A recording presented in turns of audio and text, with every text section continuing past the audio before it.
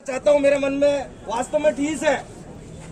वो बुजुर्ग ये कह रहा है कि मैं बस भर के इतनी दूर से लेकर आया, और उस बुजुर्ग भाई ने, हमारे पिता समान ने, हमारे कांस्टेबल बाबूलाल बैरवा, उनके प्रकरण के लिए वो आए, उनके लिए हमदर्दी के लिए आए। उन्होंने अपनी बात ये कही, क्या कही कि हम कहाँ जाएं, क्या करें, उनको कोई बताना नहीं चाह रहा। मैं बताना चाह रहा हूँ, 3 दिन हो गए अपने को, हमारे एससी के समाज के लोग इतने सारे हैं जिसकी कोई सीमा नहीं। और ये जो सरकारी कर्मचारी है, बाबा साहब बी आर अम्बेडकर जी ने सरकारी कर्मचारियों को आरक्षण की व्यवस्था करवाई। इन हरामखोरों ने, इन आदमखोर जानवरों ने, मैं स्पष्ट कहता हूँ, वीडियो बनाओ और उन तक पहुंचाओ। इन हरामखोरों ने एक एक गाड़ी भी पहुंचा दी होती ना, तो ये जयपुर जाम हो जाता, जयपुर जाम हो जाता। एक बुजुर्ग आदमी जो किसान आदमी है, वो पूछ रहा हम किसके पास जाए। मैं बताना चाहता हूँ कि बाबा साहब बी आर अम्बेडकर जी ने कहा था, जब तक तुम्हारा शासन नहीं आएगा, जब तक तुम्हारी कोई सुनने वाला नहीं है।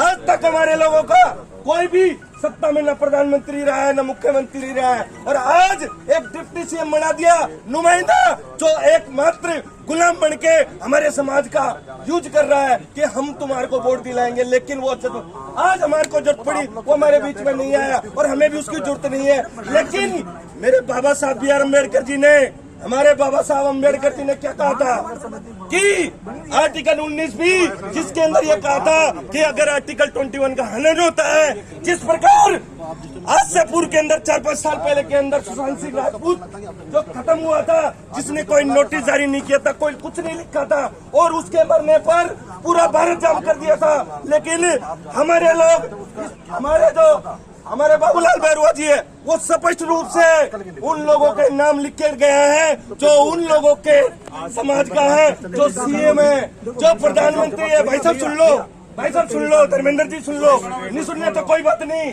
कोई दिक्कत नहीं हमारे को। इस समाज के लिए मैं कहना चाहता हूँ कि उस समाज के हैं, लेकिन वो आज जब सुशांत सिंह राजपूत का कोई एविडेंस नहीं है, अकॉर्डिंग टू एविडेंस एक्ट कोई एविडेंस नहीं है, लेकिन बहुतों को पूछताछ के लिए बुला लिया गया था। और हमारे समाज का एक कर्मचारी, छोटा सा, मेरी पंचायत के अंदर इतने कर्मचारी है, लेकिन एक कर्मचारी ने गलती से छोटा सा काम कर दिया था, तो उसको सस्पेंड कर दिया था विभागीय कार्रवाई करवाकर, एक छोटा सा काम करके। और इन्होंने इतना बड़ा काम कर दिया, विद एविडेंस वो दे रहे हैं, नॉन बेलेबल ऑफेंस है, नॉन बेलेबल ऑफेंस है और संज्ञेय अपराध है। और तुम्हें क्या चाहिए भैया? और SC/ST एक्ट में मुकदमा है। 2 अप्रैल 2018 को हमने लड़ाई लड़ी, हमने कहा था कि जांच बाद में होगी, पहले गिरफ्तारी करो। न तो विभागीय कार्रवाई नहीं कर रहे ये लोग, न तो विभागीय कार्रवाई कर रहे, न अरेस्ट कर रहे, न हमारे परिवार की सुन रहे, न हमारी सुन रहे। तो इस बिहाफ पे बाबा साहब ने एक ही बात कही थी कि तुम लोग संगठित हो जाओ, तुम लोग संगठित हो जाओ, तुम लोग एक हो जाओ, और एक होकर तुम संगठित होकर एक जगह धरना दे दो, और इस संख्या बल को इतना बढ़ा दो कि ये जो भजनलाल सरकार है, जो प्रति सरकार है, ये जो मोदी सरकार है, जो ये मोदी सरकार है, ये झुकने पर मजबूर हो जाएगी। सम्मानित साथी, आप अपनी सोशल मीडिया पर उन सरकारी कर्मचारियों को दुत्कारो कि हरामखोर, आदमखोर जानवरों।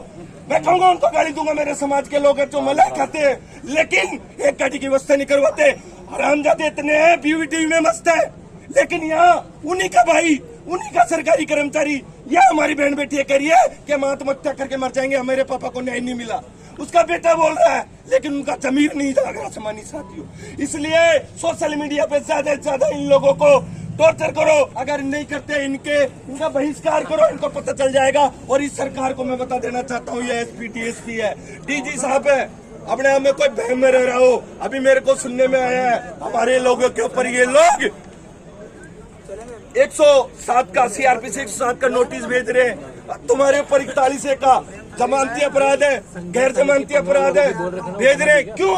तो सम्मानित साथियों, मैं आप लोगों को बताना चाहता हूँ, बुजुर्ग भाई से कहता हूँ कि कल और भी भीड़ आनी चाहिए, ये भीड़ बढ़नी चाहिए, और हम लोगों को लगातार लड़ाई लड़नी पड़ेगी।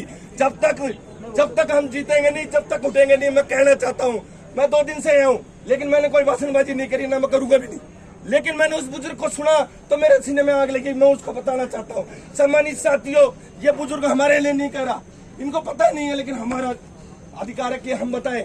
हमें पता है तो तो सम्मानित साथियों ने कर्मचारियों ने हमारी दुर्दशा करी है। ये लोग अभी भी कर्मचारी आ रहे हैं, फोटो कचा रहे हैं, 1 मिनट में जा रहे हैं। देखो मैं धंधे में गया था, ओए कुछ बड़े कर्मचारी, रिटायर्ड कर्मचारी है, वहां जा रहे हैं डीएसपी के पास, मिल कह रहे हैं हम करा के आएंगे, हमें कितना मिलेगा।